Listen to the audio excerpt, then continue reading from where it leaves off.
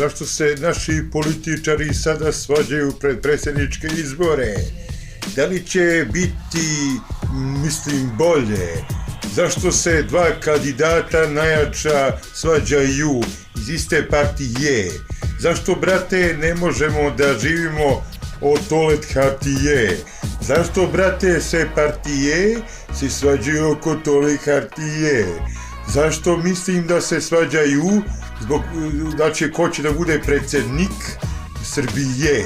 Zašto, brate, ne gleda svako svoje avlije? I zašto nema mastim pored nekog kandidata stomaklije? Zašto su nam, brate, relikvije ovake ili onake? Zašto za predsjednika Srbije u aprilu? Zašto, brate, ne gledamo sve u azilu? Zašto predsjednik Srbije hoće bude ova ili onaj? Pitanje je sada, narod glasa, ali ja nemam na zvučniku basa, a imam 2 asa.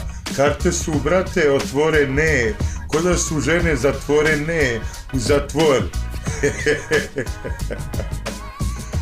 Zašto se vi svađate, hoće da bude predsjednik, a kako se vi svađate, onda će narodu biti gore, nego se pomirite, vi u vladajućoj partiji, vrale. Nikolić i Vučić treba da budu zajedno. Znači, zajedno i da Vučić bude da pobedi za predsjednika Srbije, a Nikolić da ga podrži.